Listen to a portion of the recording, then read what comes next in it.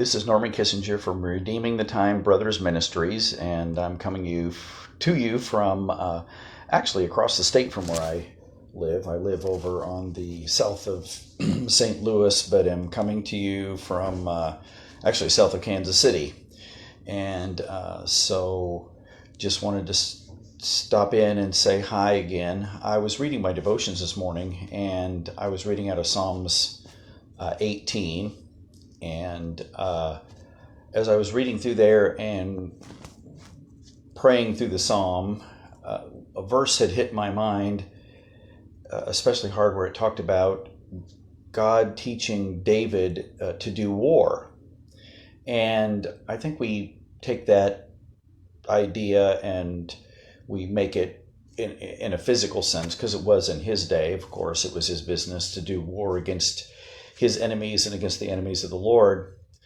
But I think that today our Christianity has become so passive that we don't see that as something that is a requirement for all Christians, that we need to ask God to teach us to do war, that we need to, in prayer and with our lives and how we live and with our activities and everything we do, we have to actively do war against Satan and against the kingdom of darkness through our prayers and through the other activities that we do.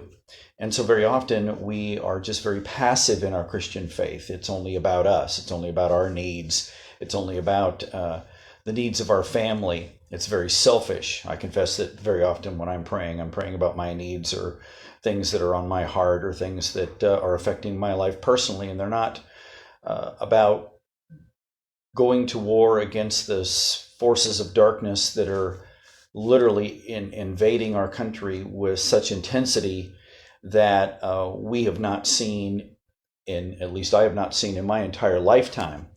And so that admonition or that comment that David made that God had taught him to be a warrior was something that I thought applied to all of our lives. We need to ask God to not only deliver us, because at the beginning of the psalm he was talking about deliverance and God delivering him from his enemies, and he was praising the Lord for being delivered, and God hearing his prayers, which I need God to hear my prayers, but also it is my job to learn to do war against the kingdom of darkness, which is so affecting our lives and our families and our churches and our nation.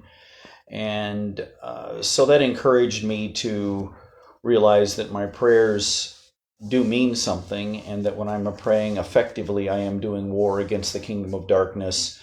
And I asked God this morning to help me to know how to be a prayer warrior, as the term goes.